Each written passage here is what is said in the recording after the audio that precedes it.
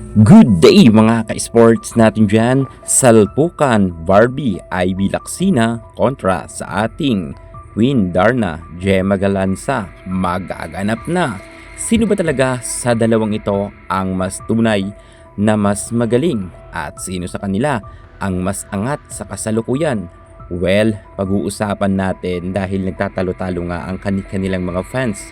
Marami nga nagsasabi na laos na si Gemma Galanza at si Barbie Ivy Lacsina raw ay isa na raw sa mga pinakamagaling ngayon na outside hitter. Sa tingin nyo, sino ba talaga ang mas nangingibabaw sa kasikatan at sa angking kagalingan sa kanilang personal na laban sa loob ng court?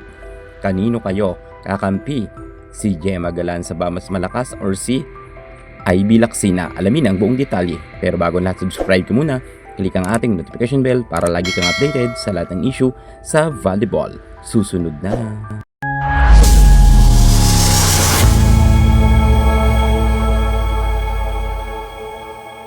Ilang araw na lang ay magaganap na ang laban ng Primline Cool Smashers kontra sa Akari Chargers. Dito magkakaalaman na kung sino ang aabante para sa semifinals at sino ba ang tuluyan ng magpapaalam para sa kanilang laban sa play-in.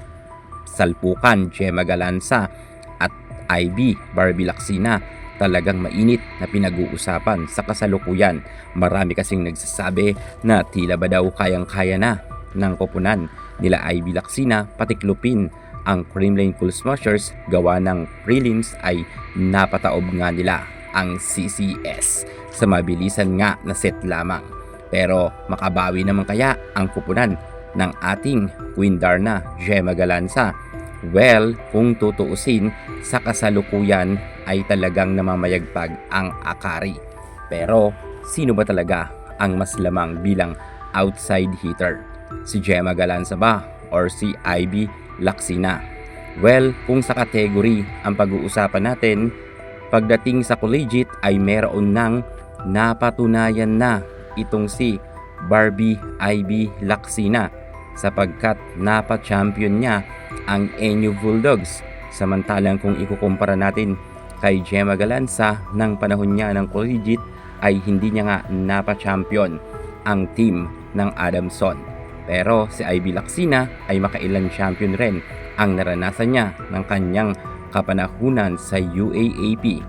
Pero ang tanong, sino ba talaga ang mas magaling kay Gemma at kay Ivy? Dahil iyan nga ang pinagtatalunan ng kanilang mga fans.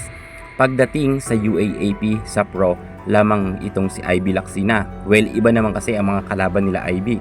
Nang panahon kasi ng ating Queen Darna Gemma Galanza, sobrang lalakas ng kanilang mga nakatunggali. Kung ikukumpara natin ngayon ng mga nakalaban nila Ivy Lacsina ay hindi naman ganoon kalakasan. Pero ng panahon ng ating Queen Darna Gemma Galanza, nang naglalaro pa siya sa collegiate sa UAAP, ay talagang sobrang lalakas ng mga team noon.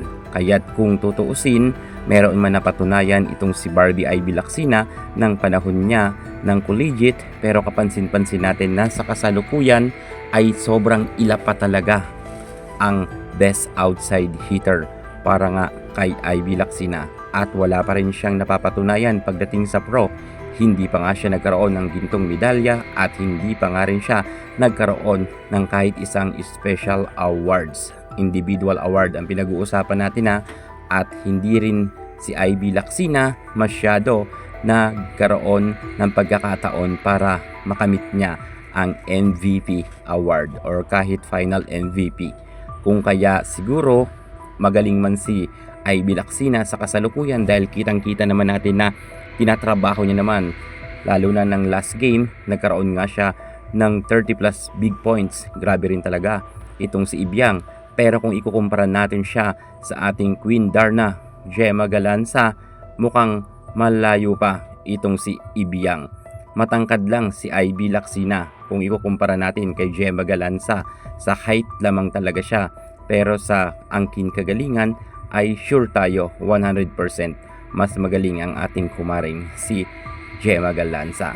Si Gemma Galanza ay nakamit niya na sa pro ang kanyang MVP award at mayroon na rin siyang final MVP at makailan beses na rin siya nagkaroon ng Best Outside Hitter na awards. Kung ikukumpara natin ang dalawang ito, mas lamang si Gemma Galanza. Ngunit sa kasalukuyan 2026 update natin, kitang-kita natin na si Gemma Galanza ay medyo naglaylo muna na ipasok ni Coach Sherwin Meneses sa loob ng court. Medyo hindi pa kasi okay ang ating Queen Dar na Gemma Galanza, pero ngayon napapabalita nga na medyo okay na siya. Baka ipasok na siya ni Coach Sherwin Meneses at ito na nga ang pinakihintay ng karamihan, ang salpukan Barbie Ivy Lacsina kontra kay Gemma Galanza. Ito ang mainit na talagang sinusundan ng kanilang mga fans, ang harapan nga ng ating Queen J at Barbie Ivy. Dito talaga magkakaalaman na ngayon 2026 kung talaga makakabawi na si Ivy Lacsina kay Gemma Galanza.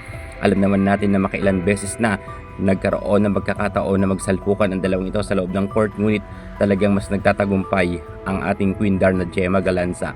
Ngayon ay makabawi naman kaya si Barbie Ivy Lacsina, magkaroon na rin kaya siya ng MVP award at magkaroon na rin kaya siya ng Best Outside Hitter awards, dahil si Gemma Galanza ay naranasan niya na ang napakaraming awards na yan.